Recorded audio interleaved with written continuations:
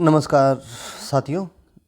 आज जो हम चैप्टर रीड करने वाले हैं उस चैप्टर का नाम है आपके कोल्ड वॉर, शीत युद्ध का दौर। नया जो सिलेबस है उस सिलेबस के अकॉर्डिंग ये चैप्टर आपके हट चुका है, तो सिलेबस में नहीं है तो इसलिए खुश हो जाइए, आपको इसे रीड करने की कोई ज़रूरत फ़िलहाल है नहीं। लेकिन मेरे हिसाब से आपको इस चैप्टर को पढ़ लेना चाहिए, क्योंकि जब तक आप इस चैप्टर को नहीं पढ़ेंगे तो आपको सेकंड चैप्टर समझ में नहीं आएगा। पहली प्रॉब्लम। दूसरी प्रॉब्लम कि देखिए, अगर आपको सिलेबस कम पढ़ाया जा रहा है तो इस बात में आप खुश मत होइए कि आपको सिलेबस कम पढ़ाया जा रहा है, क्योंकि ये लोग आपका क्या कर रहे हैं, नुकसान कर रहे हैं। ठीक है। हाँ, ये हो सकता है कि आपको ये चैप्टर पढ़ा दिया जाए और कह दिया जाए कि इसके क्वेश्चन आंसर याद मत कीजिए, ये तो हो सकता है। लेकिन ये कह रहे हैं कि पढ़ाना ही नहीं है, तो फिर ये सबसे बड़ी आपके लोगों के साथ अन्याय हो रहा है। सबसे ज़्यादा नुकसान आप लोगों को इससे होगा। सेकंड चैप्टर समझ में नहीं आएगा और इन फ्यूचर भी आपको बहुत बड़ा नुकसान होने वाला है। इसलिए मुझे लगता है आपको लगभग 30 से 35 मिनट अपने लाइफ के इन्वेस्ट करने चाहिए फर्स्ट चैप्टर को पढ़ने के लिए। फिर हम अगले 30-35 मिनट में नेक्स्ट चैप्टर क्लियर कर देंगे, तो 1 घंटे में दोनों चैप्टर आपके क्लियर हो जाएंगे।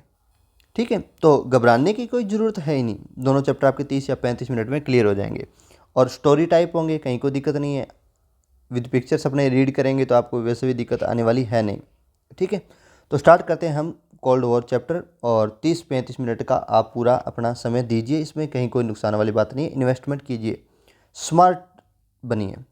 ठीक है, सतर्क रहिए, स्मार्ट बनिए वाली लॉजिकल लाइन है।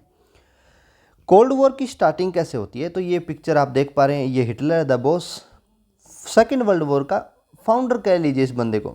एक फेमस कहावत है कि जो इतिहास है वो हमेशा विजेताओं के द्वारा लिखा जाता है। सेकेंड वर्ल्ड वॉर में क्या था, ये सेकेंड वर्ल्ड वॉर स्टार्ट हुआ 1939 को, और कैसे स्टार्ट हुआ वो अपने को एक बार समझने की जरूरत नहीं। 1939 को सेकेंड वर्ल्ड वॉर 1939 से 1945 तक चला। सेकेंड वर्ल्ड वॉर किनके बीच में चला, तो दो प्रकार के ग्रुप थे। एक तो था मित्र राष्ट्र जो अलायंस ग्रुप था, और दूरी राष्ट्र या एक्सिस में जो ग्रुप था वो। मित्र राष्ट्र में आपके 4 बंदे थे, एक तो यूएसए था, एक आपका ब्रिटेन था, और फ्रांस था, और आपके था यूएसएसआर सोवियत संघ। दूरी राष्ट्र में आपके 3 थे, जर्मनी था, जर्मनी के बाद में जापान था, और जापान के बाद में था इटली। इटली का जो आपके बंदा था जो इस पूरे वॉर में सबसे ज़्यादा रहा, उसका नाम था मुसोलिनी। मुसोलिनी जिस प्रकार की थॉट प्रोसेस का समर्थक था उसे बोलते हैं फासीवाद, फासिस्ट। जापान में आर्मी रूल कर रही थी, तो ये सैन्यवाद था, या आर्मी का जो रूल था वो था जापान का। जर्मनी में नाजीवाद था, और ये नाजीवाद का जो मेन बंदा था उसका नाम क्या था, हिटलर था। इन सब के बीच में वॉर चला, वॉर बहुत ही लंबा चला। इस वॉर में सबसे ज़्यादा नुकसान हुआ यूएसएसआर को, क्योंकि यूएसएसआर के जो था वो यूरोपियन कंट्रीज़ की तरफ से यूरोप में लड़ रहा था। जर्मनी, जापान और इनसे यूरोप में लड़ रहा था। ठीक है, बाकी जो कंट्रीज़ थी इनकी डायरेक्ट बैटल इन लोगों ने कम लड़ी, पहला बात। दूसरी बात क्या थी कि जो सबसे ज़्यादा आर्मी डिप्लॉय किसने की, तो यूएसएसआर ने क्या रखी थी, तो सबसे ज़्यादा सैनिक भी किसके मरे, तो इसमें यूएसएसआर के मरे। तो यूएसएसआर को ठीक ठाक नुकसान इस युद्ध में हो रहा था। अब युद्ध क्या है, अपने फाइनल स्टेज में पहुंच गया। 1945 तक युद्ध अब होने वाला था ख़त्म। युद्ध जब खत्म होने वाला था, जापान के साथ लास्ट फाइनल बैटल चल रही थी। इस बैटल में जापान अब हारने वाला था। वो मतलब 10-15 दिनों में या 20 दिनों में, 1 महीने में सरेंडर करने वाला था। तभी सडनली क्या हुआ, सडनली अमेरिका ने क्या किया, 6 अगस्त और 9 अगस्त को, लगातार 2 दिन, 6 अगस्त और 9 अगस्त को हिरोशिमा और नागासाकी, 2 बड़े शहर थे जापान के, इन दोनों शहरों पर क्या कर दिया इसने, परमाणु बम से हमला कर दिया। परमाणु बम इसने डाल दिए। इसका इसने कोड नाम दे रखा था लिटिल मैन, और इसका नाम दे रखा इसने फैट मैन। इन 2 जो इसने बम डाले, इन दोनों बम से इतना खतरनाक धमाका हुआ और इतनी ज़्यादा संख्या में लोग मरे कि जापान ने अगले ही दिन लगभग 11 अगस्त को ही उसने सरेंडर कर दिया था। कल ये बात क्या। अब ये जो अटैक था, इस अटैक के बारे में माना जाता है कि सेकेंड वर्ल्ड वॉर क्या हो गया, ख़त्म हो गया। बट इस अटैक के द्वारा एक नया वर्ल्ड वॉर क्या हो गया, वर्ल्ड में शुरू हो गया था। कल ये बात, ये नया वर्ल्ड वॉर किसके बीच में शुरू हो गया, रसिया के बीच में, ये रसिया, और इधर किसके बीच में, अमेरिका के बीच में ये नया वर्ल्ड वॉर क्या हो गया, शुरू हो गया था। अब हम सोच रहे हैं कि ये ऐसा क्या हो गया इस अटैक से कि ये वर्ल्ड वॉर शुरू हो गया। इस अटैक में दो बातें थी। फर्स्ट ये थी कि जो रसिया था उसके खूब सारा लॉस हो रहा है रसिया को, इसके खूब सारे सोल्जर्स मर रहे थे। उस टाइम पीरियड में अमेरिका ने, जो इसके पास इतना बड़ा बम था, उसने उससे अटैक किया, बम से अटैक नहीं किया। रसिया ये मानता था कि जो ये अटैक किया गया है, अब लास्ट में जा कर के अमेरिका ने ये जो अटैक किया है, इस अटैक के द्वारा अमेरिका ये बताना चाहता है कि रसिया कमज़ोर है, पहली बात। दूसरा, वो वर्ल्ड में अपनी क्या करना चाहता है, दादागिरी या अपनी गुंडागिरी जो है वो दिखाना चाहता है लोगों को कि इस वक्त सुप्रीम पावर कौन है। इस वक्त वर्ल्ड में सुप्रीम पावर एक ही है और उसका नाम क्या है, अमेरिका है। ये दिखाने के लिए अमेरिका ने क्या किया है, हम पर अटैक, ये जापान पर ये इतना बड़ा अटैक किया था। वरना जापान तो हारने ही वाला था, जापान तो अब घुटने टेकने ही वाला था। क्लियर बात क्या? तो इसका कोई मीनिंग नहीं बन रहा, कोई कॉन्सेप्ट नहीं बन रहा, कोई औचित्य नहीं बन रहा इस बात का कि ये अटैक क्यों किया गया। इसका केवल इतना ही औचित्य बन रहा है कि रसिया को ये लोग क्या दिखाना चाहते हैं, नीचा दिखाना चाहते हैं। क्लियर बात क्या? अगर इन लोगों को सच में इतनी ज़्यादा फिक्र थी तो ये लोग पहले कर देते, हमारे इतने सोल्जर्स क्यों मरते। और दूसरा क्या था कि इस टाइम पीरियड में रसिया में भी लोगों में बड़ा गुस्सा फूट गया, भर गया, क्योंकि रशियन सोल्जर्स मर रहे थे। और जाहिर सी बात है, सोल्जर्स आम गाँव से मरते हैं, आम गाँव के जो बच्चे होते हैं वही तो शहीद होते हैं, ठीक है। तो जाहिर सी बात है रसिया के एक एक गांव में गुस्सा था, किसके अगेंस्ट? अमेरिका के अगेंस्ट था। कल ये बात क्या? और अमेरिका का क्या फेवर था? अमेरिका का कहना था कि जो वर्ल्ड वॉर था वो बहुत ही लंबा चल गया था, इस वर्ल्ड वॉर इतना लंबा चल गया था कि हमें इसे ख़त्म करने में मजबूरी में हमें क्या है, ये एटम बम का यूज़ करना पड़ा। लेकिन जो न्यूट्रल थॉट हैं, पॉलिटिकल साइंस के जितने भी न्यूट्रल बंदे हैं, उनका ये मानना था कि सच में अमेरिका है वो अपनी दादागिरी दिखाना चाहता था। उसने अपनी दादागिरी दिखाने के लिए ये जब वर्ल्ड वॉर ख़त्म होने वाला था तब फाइनल स्टेज में आकर के क्या किया, जापान पे अटैक किया। अगर वो इतना ही अच्छा नेक दिल था तो वो पहले अटैक कर देता, लेकिन ऐसा नहीं था। तो इसी के साथ स्टार्ट होता है आपका world war, sorry cold war. आपको एक बात और मैं समझाना चाहता हूँ, अगर ये बात मेरी समझ जाए तो ठीक है, वरना तो कोई बात नहीं। पहले तो ये बताइए, आप ये सोचिए कि वर्ल्ड वॉर जो है उनको वर्ल्ड वॉर क्यों बोलते हैं, या विश्व युद्ध इनको क्यों बोला जाता है। अब बहुतों के माइंड में ये आंसर आएगा कि ये इसलिए बोला जाता है कि दुनिया का प्रत्येक देश, वर्ल्ड का, विश्व का प्रत्येक देश इस युद्ध में लड़ा था। बट ये आंसर रॉन्ग है। एग्जैक्ट में ऐसा नहीं था, भारत इस वॉर में नहीं लड़ा था, ठीक है। इस वॉर में क्या था? इस वॉर में ये था कि दुनिया, इस वॉर के जो रिजल्ट थे और ड्यूरिंग द वॉर, इस युद्ध के दौरान दुनिया के प्रत्येक देश पर इसका इम्पैक्ट पड़ा था। इसलिए ये विश्व युद्ध है, इसलिए ये वर्ल्ड वॉर है कि प्रत्येक देश पर इसका इम्पैक्ट पड़ा है। कोई भी ऐसा देश नहीं था जो इससे, जो इम्पैक्ट लेस हो गया, इससे जिस पर कोई प्रभाव ना पड़ा, ऐसा कोई देश ही नहीं था। हर देश पर इसका प्रभाव पड़ा, इसलिए इसे विश्व युद्ध कहते हैं, क्योंकि इस युद्ध ने पूरे विश्व को प्रभावित किया था। अब कोल्ड वॉर क्या है? कोल्ड वॉर ऐसा नहीं है कि सर्दियों में लड़ा गया था, ऐसा कोई वॉर नहीं है। ये कोल्ड वॉर एक ऐसा वॉर है जिसके अंदर आपस में हथियारों से लड़ाई नहीं करनी है, हथियारों से लड़ाई नहीं। कभी जब लगा कि अभी डायरेक्ट हम लड़ ही बैठेंगे, हथियार आमने सामने आ भी गए, तो भी दोनों देशों ने एक दूसरे को रोकने की कोशिश की कि मत करो लड़ाई, ठीक है। ये जो लड़ाई थी ये थी थॉट की, एक्शन की। एक्शन की ये ऐसे थी कि जैसे फॉर एग्जांपल हम बात करते हैं जो स्पेस में जितने भी नए इनोवेशन हुए इसके वर्ल्ड कोल्ड वॉर के दौरान, उसकी बात करते हैं।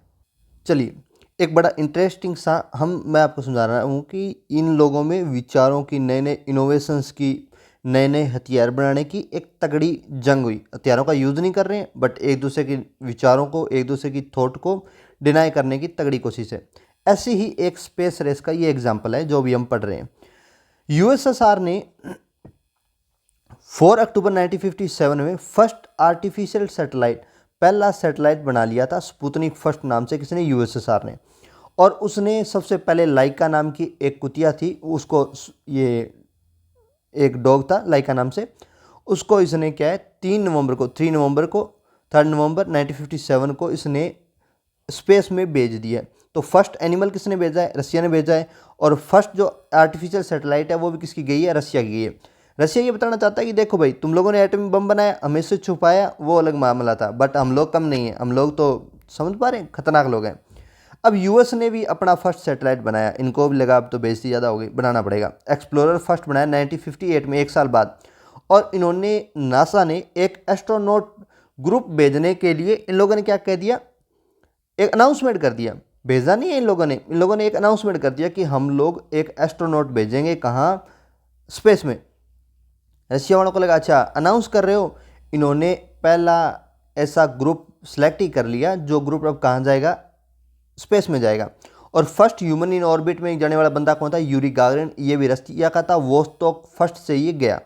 याद करने की जरूरत नहीं है, हम तो सिर्फ टाइमलाइन चेक कर रहे हैं कि ये लोग कितना खतरनाक तरीके से लड़ रहे हैं, हम तो एंजॉय कर रहे हैं इनकी फाइट को। अब फर्स्ट अमेरिकन जो ऑर्बिट में गया उसका नाम था जॉन ग्लैन। इन्होंने, ठीक है, अब रसिया ने कहा कि अच्छा फर्स्ट पहला आदमी भेज दिया तुम लोगों ने, हमने भेजा पहले आदमी, फिर तुम लोगों ने पहला आदमी भेजा, अब हम भेजेंगे फर्स्ट वूमेन। वेलेंटिया टेरेस्कोवा जो थी, वेलेंटिया टेरेस्कोवा वो फर्स्ट वुमेन थी जो कहाँ गई? वुमेन थी वो जो कहाँ गई? वोस्टॉक 6 के द्वारा स्पेस में गई। कल ये बात क्या? और यहाँ इसने 2 मून प्रोग्राम भी क्या कर दिया? लॉन्च कर दिया। 2 moon programme, first multi-person spacecraft इन लोगों ने लॉन्च कर दिया जिसमें बहुत सारे लोग गए स्पेस के अंदर। और फर्स्ट स्पेस वॉक भी किनका था? इन्हीं का था, लियोनोव था, एलेस्की लियोनोव जो था उसने सबसे पहले स्पेस के अंदर चला था वो बंदा। समझ पा रहे हो? स्पेस के अंदर आराम से पहला बंदा किनका चला? रसिया का। रसिया ने 1963 से 1965 में 5 बड़े, एक तो इसने ये अनाउंसमेंट कर दी, बाकी इसने क्या कर दिया है? 4 प्रोग्राम इसने अपने लॉन्च कर दिए। अब अमेरिका आ गया दबाव में कि अब अपने करें क्या। तो अमेरिका ने first multi-person US space craft भेजा जिसमें इसने 2 बंदों को भेजा। इन लोगों ने भेजा 3 बंदों को, व्लादिमीर और ये कौन, ये और ये, तो 3 बंदों, इनको इन्होंने 2 ही को भेजा है। फर्स्ट अमेरिकन स्पेस वॉक इन्होंने करवाई 1965 में, इससे पहले रसिया करवा चुका था फर्स्ट ऑर्बिट में। इसके अलावा इन लोगों ने एक कारनामा और किया, इसी मुझे समझ में नहीं आया कि क्या किया इन लोगों ने। चलिए, उसके बाद में रसिया ने एक death of premier spacecraft design किया है। First soft landing on the moon, Luna 9 के द्वारा रसिया ने मून पे फर्स्ट सॉफ्ट लैंडिंग कर दी है। अब फिर अमेरिका दबाव में आ गया कि अब हम लोग क्या करें। तो इन लोगों ने क्या किया है? फर्स्ट डॉकिंग इन स्पेस कर दिया। एस्ट्रोनॉट्स वर्गिल ग्रिस्कोम वगैरह वगैरह जो थे firing during a launch pad test, ये सारे के सारे मारे गए। इनके लॉन्चिंग के दौरान ये लोग मारे गए। ये अमेरिका के लोग हैं जो मर गए, ठीक है। और इस वक्त हावी कौन है? सबसे ज़्यादा पावर में कौन चल रहा है? रसिया, ठीक है।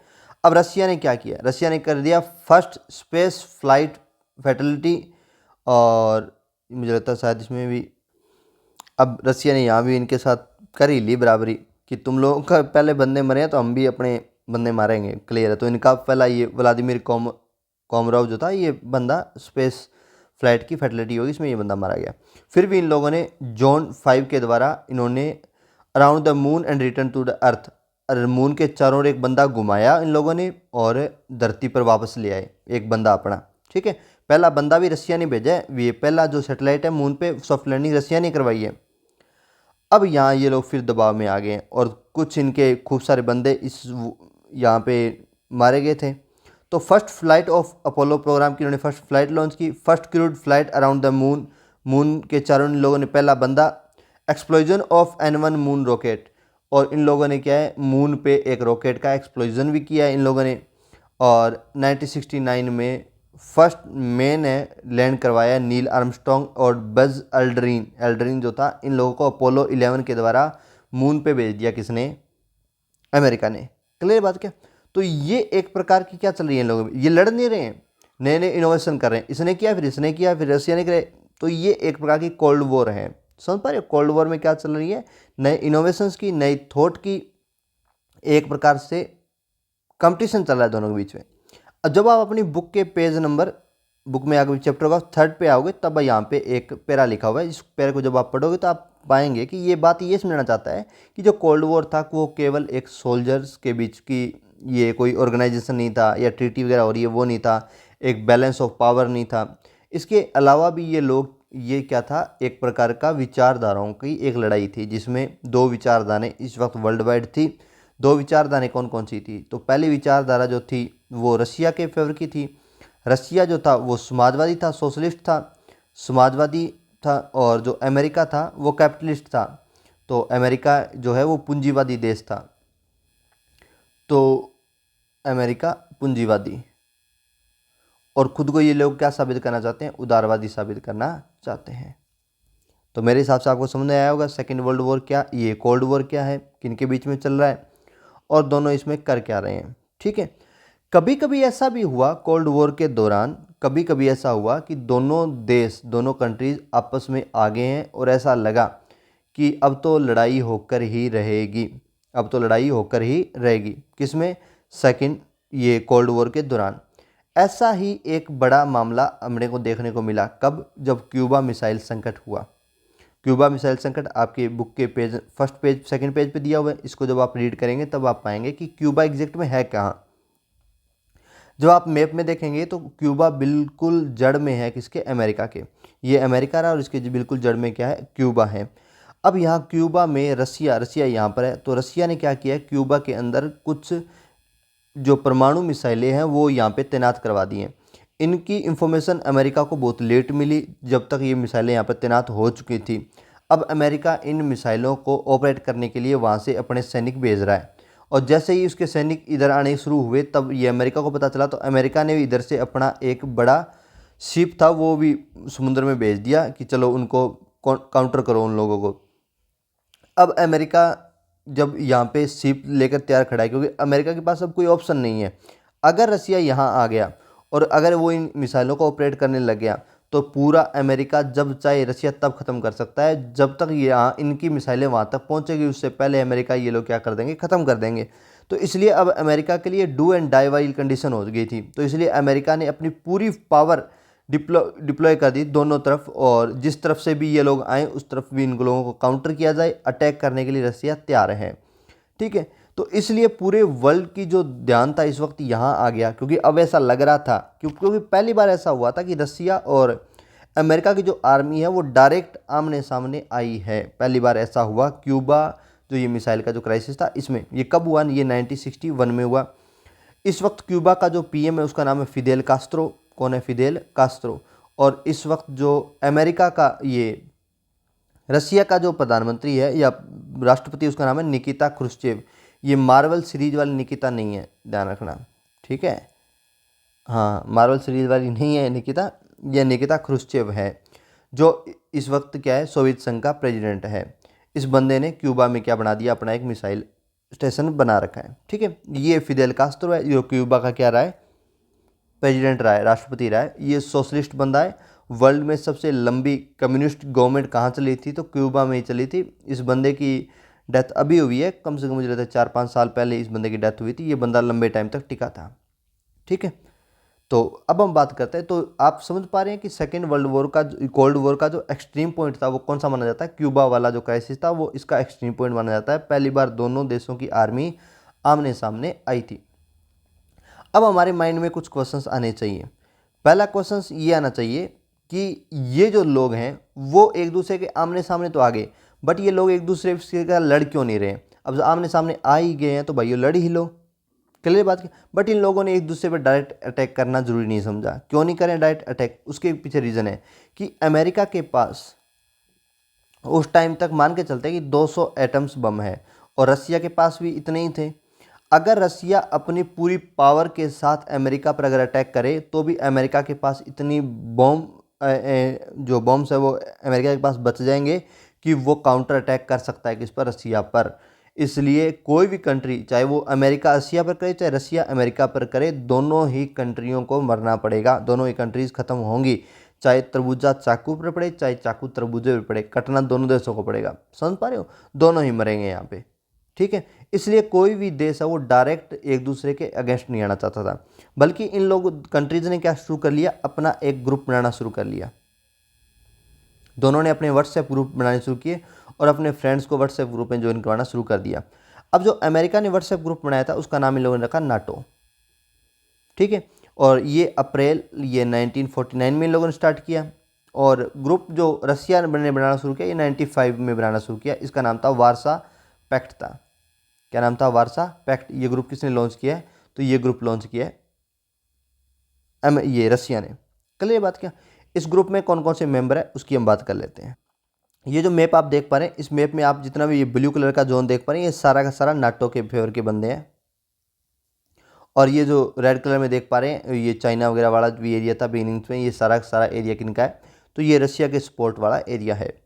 क्लियर बात? क्या तो आप मोटा मोटा अंदाज़ा लगा पाएंगे अगर आपको थोड़ा सा मैप पता हो तो। ठीक है, नाटो का ग्रुप गठबंधन क्यों किया? ताकि अपने फेवर में ज़्यादा से ज़्यादा लोगों को जोड़ पाए, ताकि रशिया को ये बता पाएँ कि दुनिया के सबसे ज़्यादा देश हमारे फेवर में है। और रशिया ये चाहता है कि ज़्यादा से ज़्यादा लोग मेरे पैसे में आए, तो मैं अमेरिका को बता पाऊँ कि ज़्यादा लोग मेरे फेवर में है। क्लियर बात? क्या अब ज़्यादा लोग अगर मान के चलो कोई ज़्यादा लोग रशिया के फेवर में हैं, तो जाहिर सी बात है रशिया किस थॉट प्रोसेस का आदमी है? तो वो सोशलिस्ट है।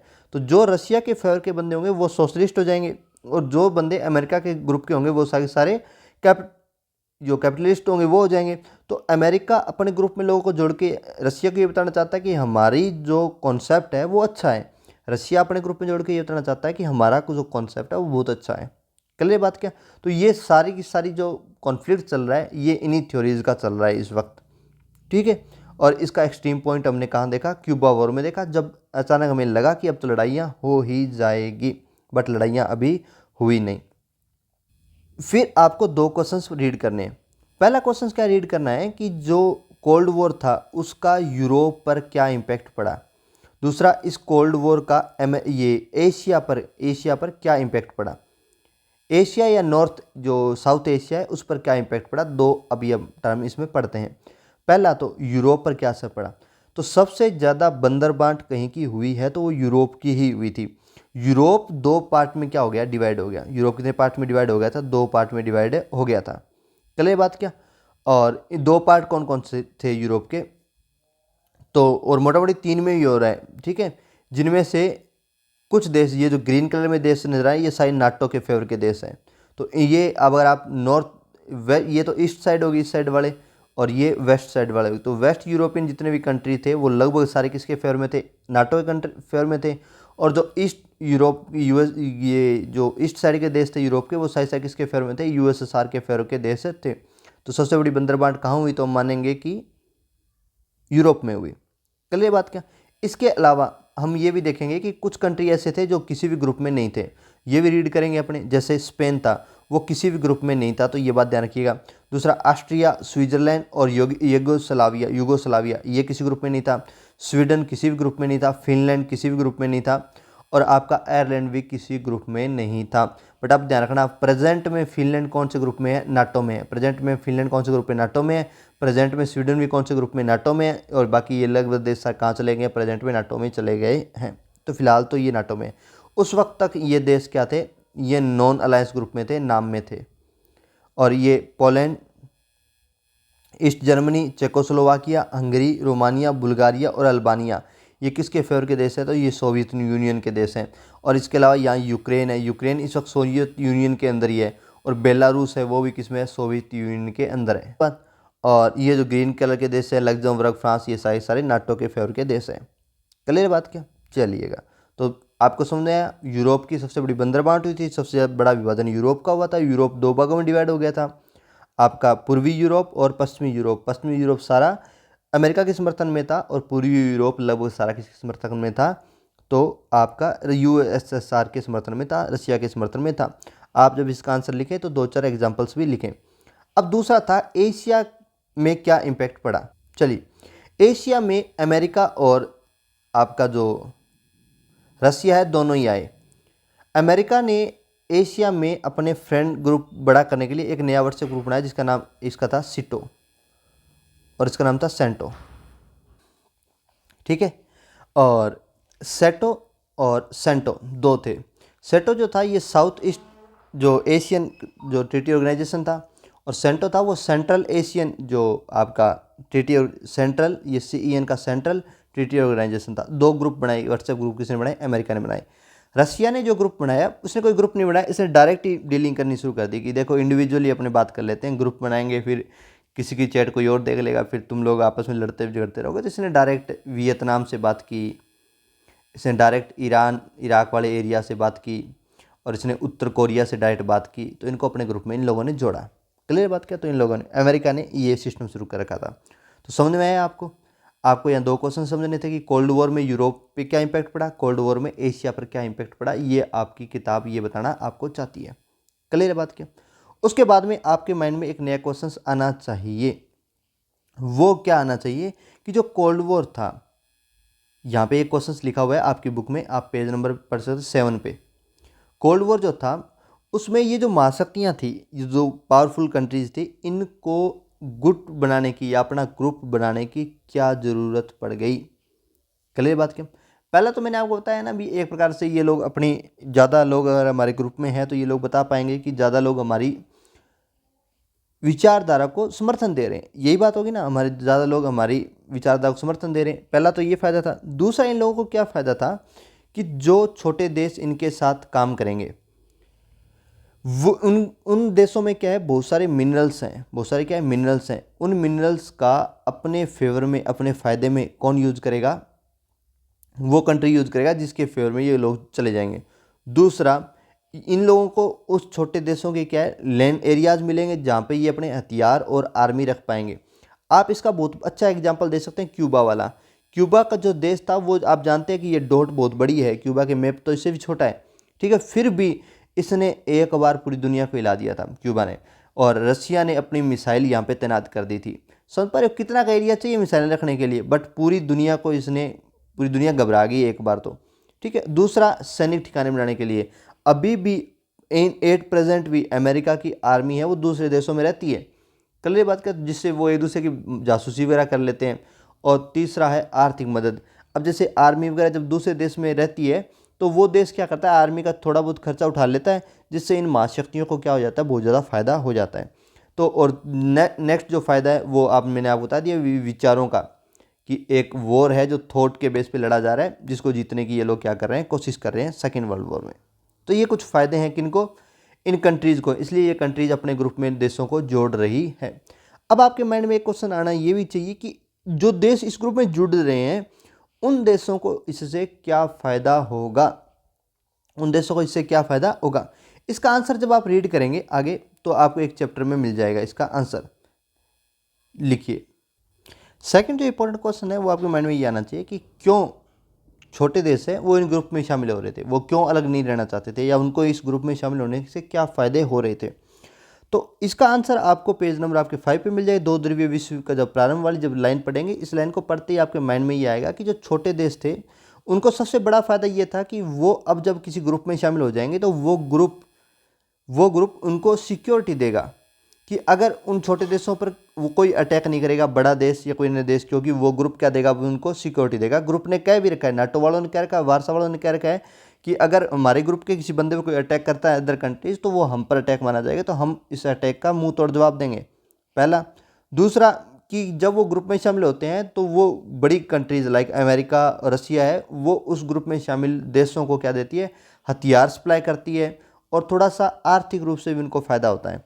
तीसरा, इन छोटे देशों का अपने पड़ोसी देशों के साथ क्या है, काउंटर चल रहा है, तो इसलिए ये लोग अपनी जो दोस्ती है वो किसी बड़े ग्रुप के बंदे के साथ करके छोटे देश को ये समझाना, अपने पड़ोसियों को समझाना चाहता है कि हम लोग इतने कमज़ोर भी नहीं हैं, हम लोग पावरफुल लोग हैं। सुन पा रहे हो? और ये तो आप जानते हैं, जैसे कोई मंत्री है उसके साथ फ़ोटो खिंचवाने, या कोई बड़ी सेलिब्रिटी उसके साथ फ़ोटो खिंचवाने का हर किसी को शौक है, उस टाइम में उनको भी शौक था। तो ये छोटी ग्रुप है, उस ग्रुप में शामिल हो रहे थे बड़े ग्रुप में, ताकि ये अपने पड़ोसियों पर अपना दबदबा बना सकें, प्लस अपनी जो कंट्रीज है उसमें थोड़ा बहुत क्या कर पाएँ, विकास कर पाएँ, इन देशों से थोड़ी आर्थिक मदद ले पाएँ। इसलिए ये लोग क्या होते हैं, इन ग्रुप में शामिल हो रहे थे। ठीक है, अभी तक हमने जो वर्ल्ड वॉर पढ़ा, कोल्ड वॉर पढ़ा, उसको हम थोड़ा सा क्लियर कर लेते हैं कि हमने अभी तक क्या पढ़ा।